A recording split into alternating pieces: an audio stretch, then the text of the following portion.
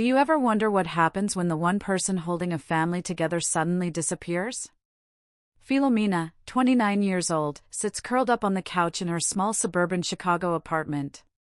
The dim lamplight casting shadows on her buzzing phone, calls from her father, mother, and younger sister Eudora piling up, as if her silence might collapse their world.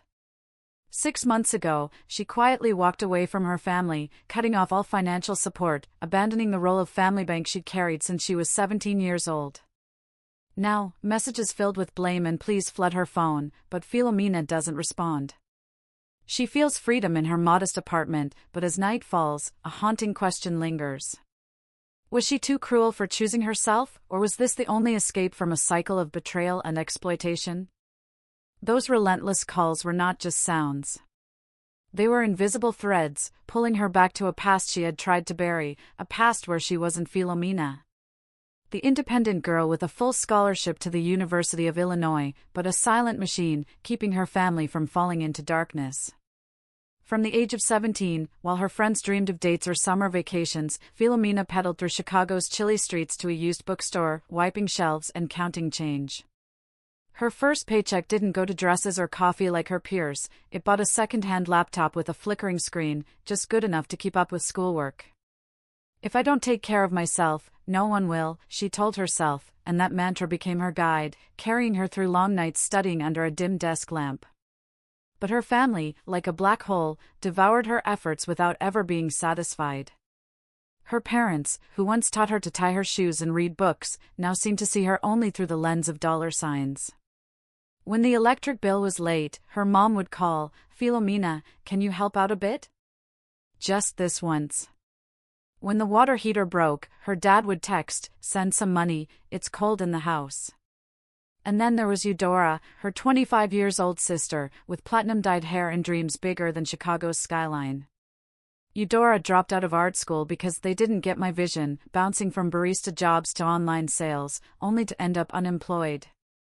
Yet in their parents' eyes, Eudora was a blazing star, a free spirit to be nurtured. Philomena? She was just the stagehand, cleaning up the messes Eudora left behind. The unfairness wasn't a single deep cut but 1,000 tiny scratches, building up over years. When Philomena won a full scholarship, her mom only said, "Good, but can you help Eudora buy a new camera? She needs it to start her business." When she got promoted at the accounting firm, her dad immediately asked, "So, how much is your raise?" "We need to fix the car." Her achievements were never celebrated, they were just tools to keep the family running. Meanwhile, Eudora's every failure was cushioned with sympathy. When Eudora blew the family's savings on a photography course she quit halfway, her mom hugged her and said, "It's okay, you're finding your path." When Eudora wrecked the family car with careless driving, her dad sighed, "Accidents happen, everyone messes up." But for Philomena, mistakes were a luxury. The one time she forgot to send money for the electric bill on time, her mom called, voice icy, "You've really let me down, Philomena." The financial burden weighed on her like a mountain. Over 3 years, she sent over $35,000 to cover the mortgage on the family's small house, its peeling paint and rattling roof tiles creaking in the rain. It was a home where she once dreamed of having her own workspace, but that dream was replaced by a fold-out bed to give Eudora creative space. Beyond the mortgage, she paid for her dad's health insurance, roof repairs, and even the credit card debts Eudora racked up with lavish shopping sprees. Each time she sent money, she hoped it was temporary, that the family would soon stand on its own. But temporary stretched into forever. No thank yous, no questions about whether she had enough to live on. Just new messages, "Philomena, things are tight this month, can you send a little more?" She remembered nights in her cramped apartment, the laptop's glow illuminating her tired face. She'd open her banking app, watching her balance dwindle, her chest tightening. Once, she had only enough for instant noodles for a week but still sent $300 so Eudora could attend a fashion workshop. "I need this opportunity," Eudora said, eyes sparkling as if the world was waiting for her to shine. Philomena nodded, smiled, but inside was an emptiness she couldn't name. She once thought she was strong, that helping her family was the right thing. But slowly, she realized she wasn't a hero, she was a draft horse, whipped whenever she slowed down. What hurt most wasn't the money lost, but how her family saw her. To them, she wasn't a daughter or a sister, she was a tool. When she mentioned her dream of buying her own apartment, her mom scoffed, "A girl buying a place alone? People will think no one wants to marry you." When she admitted she was exhausted, her dad just said, "You're tough, you'll get through it." And Eudora, with cruel innocence, once looked at her and said, "Why are you always so stressed? You have a good job, you have everything." Everything? Philomena wanted to scream that her everything was sleepless nights, skipped meals, and a heart slowly drained by endless expectations. Yet she kept going, because a part of her believed family was worth sacrificing for. She remembered her childhood, when Eudora drew pictures for her, when her mom sang lullabies, when her dad taught her to ride a bike. Those memories were the threads holding her in place, even as each money transfer felt like losing a piece of herself. She told herself, "As long as they're okay, I'll be okay." But the truth was, they were never okay, and she was sinking deeper. Each new message from her family was a knife, each request a stone thrown at her dreams. She started avoiding mirrors, afraid she'd see a stranger, not Philomena, the girl who once dreamed of owning her life, but a shadow of expectations that weren't hers. The unfairness, like a smoldering fire, finally erupted.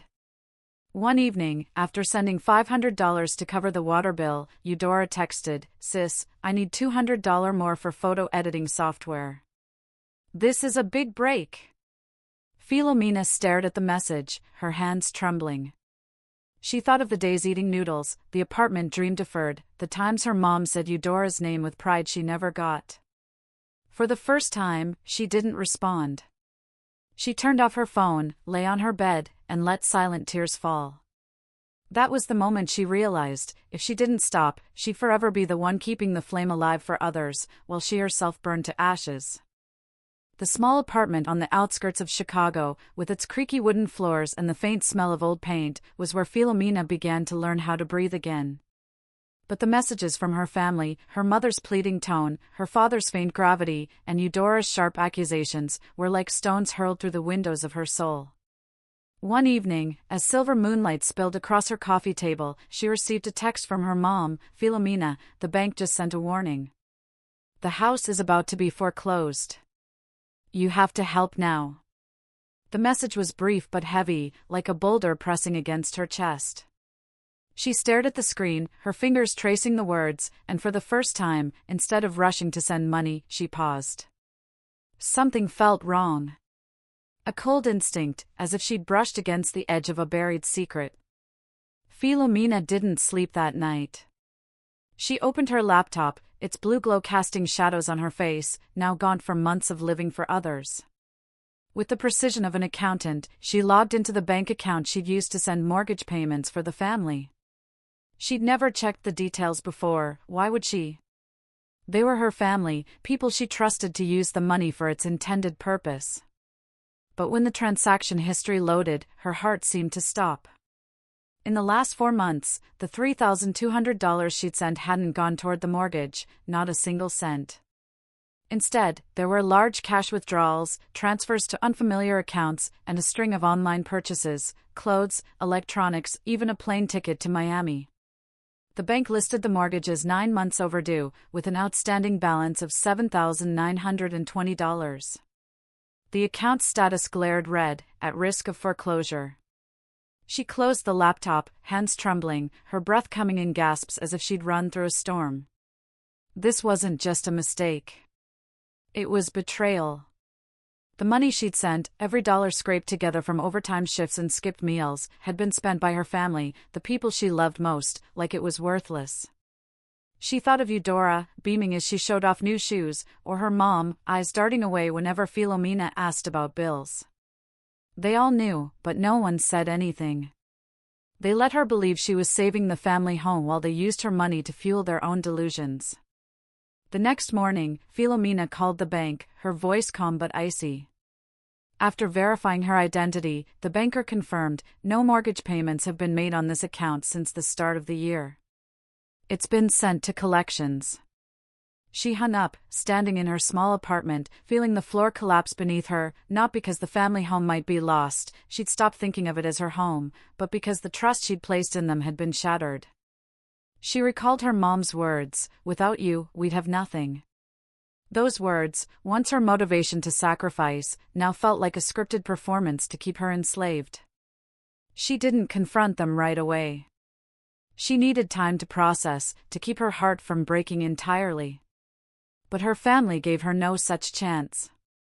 Her phone buzzed again, this time with a voicemail from Eudora, long and dramatic. "Sis, the bank's putting pressure on us. You can't abandon us like this. You've always been the strong one, you have to do something." Eudora's voice trembled, but Philomena caught the falseness, something she'd never noticed before. She replayed the voicemail, zeroing in on how Eudora stressed "you have to do something," as if it were an obvious duty. She wondered, what did Eudora know about the money? Was she behind those lavish purchases? She decided to confront them. She called her mom, her voice steady but sharp as a blade.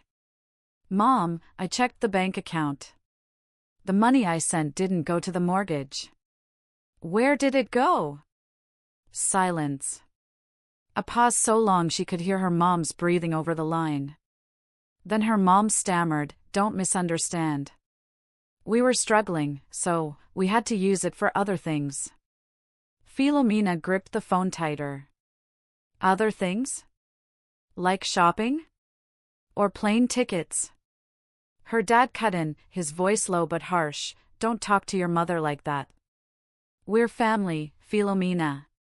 Can't you see we're struggling?" She let out a dry laugh, a hollow sound. "Struggling? I've sent thousands of dollars, and what did you do with it? Fund Eudora's rockstar lifestyle?" Eudora, who was there, shouted, "You don't get it. You always see me as a failure, but I'm trying to build a future. You have a good job, you could help, but you're choosing to be selfish." Her words cut like a knife, but this time, they didn't wound Philomena, they woke her up. She pictured Eudora, with her platinum hair and sparkling eyes, not as a little sister to protect but as someone accustomed to taking without giving back. "Selfish?" Philomena replied, her voice low but piercing. "You call it selfish when I skip meals to send you money? When I give up my dreams to keep this house? What do you call it when you all lied to me?" The call ended in chaos, her mom crying, her dad sighing, Eudora muttering something about "you've changed." But Philomena stopped listening. She hung up, staring out the window where the city lights flickered like lost stars. She felt an emptiness, not from losing her family, but from losing the illusion that they'd ever loved her the way she loved them. The betrayal wasn't just about money. It was about how they let her believe she was their hero while quietly turning her into their victim. The decision came like a wave, not loud but powerful. She packed her things, a suitcase of clothes, her laptop, and the accounting notebook where she jotted down every deferred dream. She left the family home on a rainy afternoon, not looking back.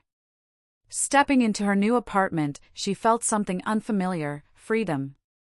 It wasn't as dazzling as she'd imagined, but gentle, like the first breath after escaping a stifling room.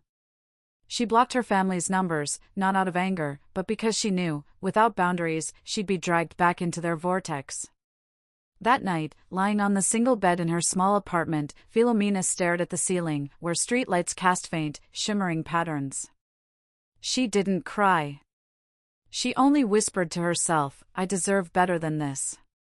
Those words, small but resolute, were the first spark in her journey to heal, a journey born from the ashes of betrayal, but leading her to a horizon where she could finally be herself. Freedom, it turned out, wasn't a burst of fireworks or a soaring symphony.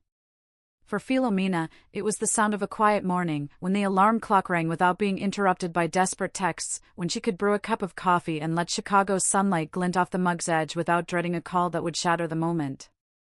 After the day she walked away from her family's home, carrying a suitcase and her accounting notebook filled with deferred dreams, Philomena found a sanctuary, not in the peeling walls of her small suburban apartment, but in her own heart, where she began to learn how to love herself again. But freedom, like a fresh breeze, also brought chills, moments of doubt that made her wonder, was she right to cut the ties that once bound her to her family, or was she just running away? Her apartment, with its window overlooking a quiet street and maple trees ablaze with red each fall, was a symbol of her new beginning. It was small, modest, with the faint smell of old wood and the groan of pipes whenever she turned on the faucet. But to her, it was a kingdom. No more of her mother's complaints about bills, her father's sighs about his health, or, most importantly, Eudora's voice, with its cruel innocence, demanding more money for dreams that never materialized. She rebuilt her life with the care of someone rediscovering herself, a small bookshelf for novels she'd never had time to read, a corner of the table for an online personal finance course, and an old armchair by the window, where she watched sunsets, letting her mind drift with the pink-orange clouds. At first, freedom was a potent drug. She woke early, opened the window to let cool air flood in, and brewed coffee in a mocha pot she'd bought with her first savings in years. She walked along the Chicago River, earbuds playing soft jazz, feeling for the first time like she belonged to the city, not just a hurried passerby. At the accounting firm, she took on extra projects, not to send money home, but to build a savings fund for herself. Her bank balance, once a terrifying number each morning, began to grow, like drops of water slowly filling a cracked vase. She signed up for a weekend yoga class, not to be trendy, but because she wanted her body to learn how to relax, to release the years of being strung tight like a wire. But freedom wasn't always gentle.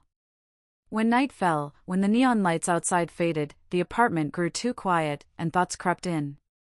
She remembered her childhood, when Eudora, with wide eyes, chased her through the park, holding her hand and giggling.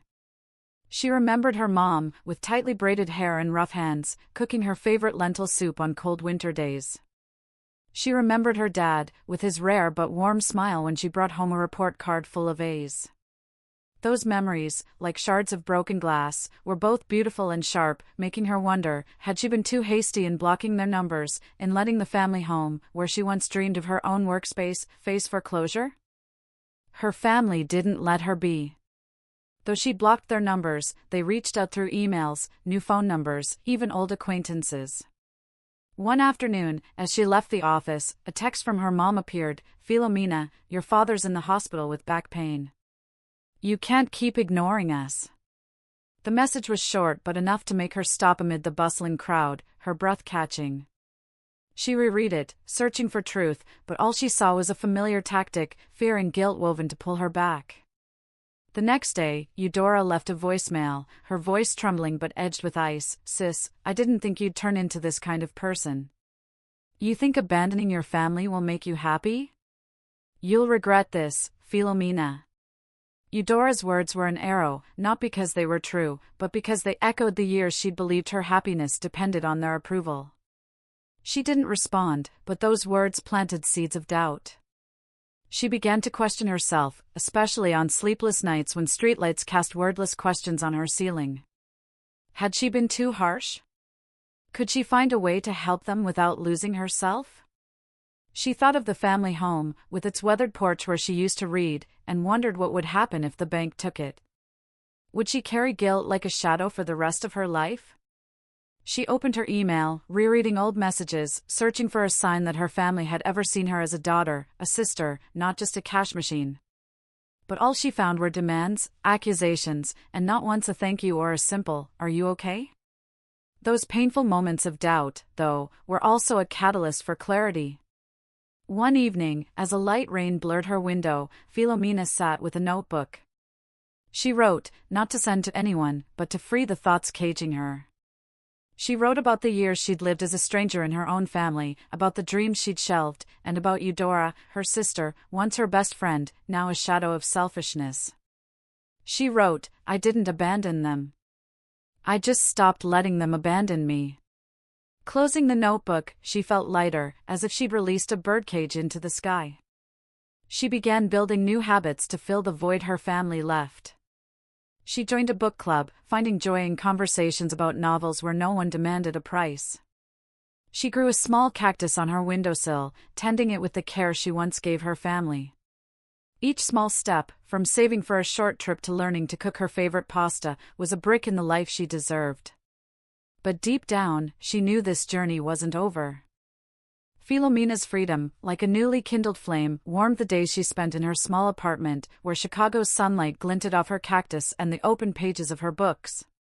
But that flame, though warm, was fragile, easily snuffed out by cold gusts from her past, texts, voicemails, and accusations from her family, tugging her back toward the darkness. She'd learned to ignore them, letting the phone's ring fade like a sad song she no longer wanted to hear. But one evening, as rain veiled the sky and her apartment glowed faintly under the desk lamp, a call from Eudora shattered the silence. Philomena stared at her sister's name on the screen, her heart pounding, not from fear, but from the certainty that this would be the last time she let their voices dictate her heart. She answered, and from that moment, everything changed. The call began with Eudora's voice, trembling but sharp, like a knife carefully honed but unsure where to strike. "Sis, I can't believe you're doing this," Eudora said, her words dripping with accusation. "The bank calls every day, they're going to take the house. Do you know what that means? You're destroying everything Mom and Dad built." Philomena sat in her armchair, fingers gripping the hem of her shirt, but she didn't respond right away. She let Eudora talk, let the words pour out like a flood, because she knew they weren't true, they were weapons, forged from the guilt her family had long used to bind her. But this time, she wasn't the girl who'd kneel and apologize for daring to live for herself. Her mom cut in, voice hoarse, laced with carefully staged tears. "Philomena, how could you turn your back on us? Your father can't sleep, he's worried sick. You're our only hope, you know that." Her mom's words, once the rope that pulled her into years of sacrifice, now sounded like wind whistling through a cracked door. Philomena took a deep breath, feeling her chest expand, as if she stood atop a hill, ready to shout the truth. "Mom, your only hope? What was I all those years I sent money, gave up my dreams to keep that house standing? An ATM?" Her voice was calm, but each word was a stone flung into a still lake, rippling uncontrollably. Her dad, with a low, weary tone, tried to defuse the tension. "Philomena, don't talk like that. We messed up, okay? But don't you see we're desperate? If you don't help, we'll lose everything." He paused, then added, as a final blow, "Do you want your parents living on the street?" Those words, like a cold blade, pierced her heart. She closed her eyes, picturing her dad, the man who taught her to count stars, but the image quickly faded, replaced by memories of him silently taking her money without a thank you. "Dad, I don't want anyone on the street," she replied, her voice trembling but firm. "But I kept that house afloat for 3 years, and what did you do? You didn't just take my money, you lied. I'm not the one destroying this family. I'm the only one who ever tried to save it." Eudora shouted, interrupting. "Don't act so high and mighty. You're jealous of me, aren't you? Because I dare to chase my dreams while you're stuck in your boring job." Her words, like a spark, ignited the last of Philomena's patience. She laughed, not from joy, but from the absurdity. "Jealous? Eudora, do you know how many meals I skipped so you could buy cameras, software, or go to workshops? Do you know I scrapped my plans to buy a place so you could have your creative space? But you never asked if I was okay, because to you, I was just a tool." Her voice rose, no longer restrained, like a storm unleashed after years of confinement. "I'm not jealous, Eudora. I'm exhausted from living for dreams that aren't mine." Silence. A heavy, suffocating silence, as if the world held its breath. Her mom began to sob loudly, but this time, Philomena's heart didn't soften. She heard Eudora whisper something to their mom, likely another accusation, but it didn't matter anymore. Her dad sighed, his voice now weak, almost pleading. "Philomena, you're all we have. Give us one more chance. We'll pay you back, I swear." That promise, one she'd heard 100 times, was just a trap wrapped in silk. She smiled, not from happiness, but because she finally saw clearly, they didn't need her, they needed what she could give. "Dad, Mom, Eudora," she said, her voice now soft but sharp as a finely honed blade. "I didn't give you one chance, I gave you a decade. I paid for it with my time, my dreams, and my heart. But I'm not your property, and I'm not responsible for shielding you from your own consequences. If the house is lost, that's not my fault. It's your choice." She paused, taking a deep breath, feeling as if she'd dropped a boulder into an abyss. "I'm done. Not because I hate you, but because I love myself enough to stop." She hung up before they could reply. The phone fell onto the sofa, and the apartment sank into silence, broken only by the patter of rain outside. Filomena sat there, tears streaming down her cheeks, not from pain, but from release. She felt lighter, as if she'd stepped out of a smoke-filled room choked with lies. She didn't cry for losing her family, she cried for finding herself. The words she'd spoken, like a vow, weren't just a goodbye to them but a promise to herself. She'd never let anyone define her worth again. She stood, opened the window, and let the rain's chill flood in. She gazed at the city, its lights flickering like tiny flames in the dark. She thought of Eudora, her platinum hair and the dreams Filomena once thought worth sacrificing for. She thought of her mom, whose hands once held her but also pushed her into a role she didn't choose. She thought of her dad, whose rare smiles were now just memories. They were her family, but they weren't her home. Her home was this small apartment, her heart, the life she was building day by day. That night, Filomena didn't sleep. She sat at her table, writing a letter she'd never send, not to forgive, but to let go. She wrote about the years she thought she was a hero, the invisible scars her family left, and the woman learning to love herself. As dawn broke, she folded the letter, tucked it into a small box, and smiled. She didn't need them to understand her anymore. She only needed to understand herself. In the days following her final confrontation, Filomena's small apartment became a sanctuary. Not because it was luxurious, the wooden floors still creaked, and the walls bore cracks like a map of an imperfect life. But because it was where she learned to listen to herself. Each morning, she woke to a new ritual, opening the window to let the city's breath flood in, brewing chamomile tea in a porcelain pot she'd bought at a flea market. And sitting at her table, writing journal entries not meant for anyone else, but to piece together the fragments of a new Filomena. She wrote about the days she felt invisible, the dreams she'd shelved, and how she was learning to love the scars her past left behind. Not as marks of pain, but as proof of her strength. She began filling her life with small but meaningful things. She joined a watercolor painting class, not to become an artist, but to feel the joy of colors spreading across paper, free and unjudged. She walked through Lincoln Park on weekend afternoons, where maple leaves fell like letters from the sky, and she smiled at strangers for no reason other than her heart feeling lighter. At the accounting firm, she took on a big project, not to prove anything to anyone, but to see how far she could soar when her wings were no longer bound. Her bank account, once a source of dread, became a doorway to new possibilities, a trip to the coast, an investment course, or simply a warm sweater for the coming winter. But freedom wasn't a love song without low notes. Some nights, when streetlights cast lost stars on her ceiling, Filomena lay awake, eyes wide, as questions rose like ghosts.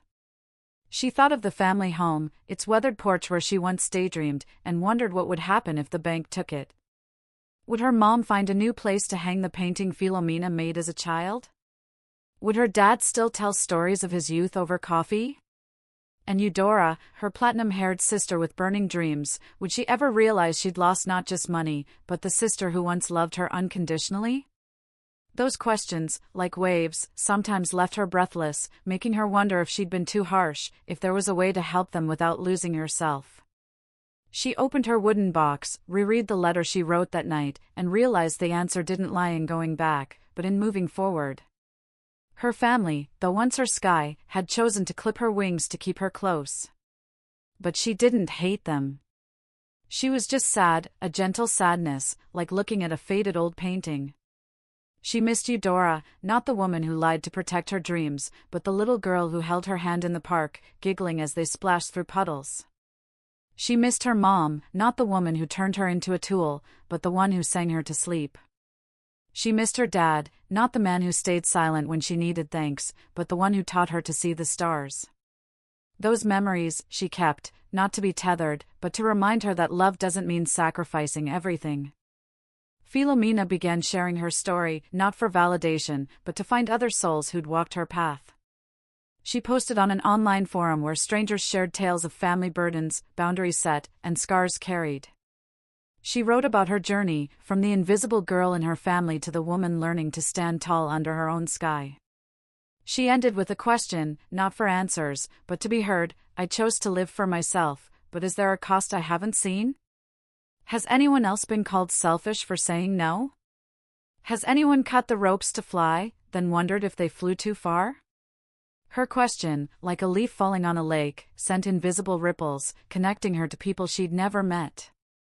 Responses came from a single mom who left a toxic family, a young man who stopped supporting lazy siblings, an older woman who learned to say no after decades of sacrifice. Each story was a lantern, lighting her path, reminding her she wasn't alone. She didn't need her family's approval to know she was right. She just needed to know that, somewhere, others understood her heart. One morning, as the first sunlight slipped through her curtains, Filomena stood on her tiny balcony, looking down at the street where passers-by hurried through their own lives. She held her chamomile tea, its warmth spreading through her palms, and smiled. Her life wasn't perfect, there were still sleepless nights, moments she missed her family with aching clarity. But it was hers, built from her choices, from the boundaries she dared to set. She didn't know what the future held, maybe one day, a letter from Eudora, or a call from her mom.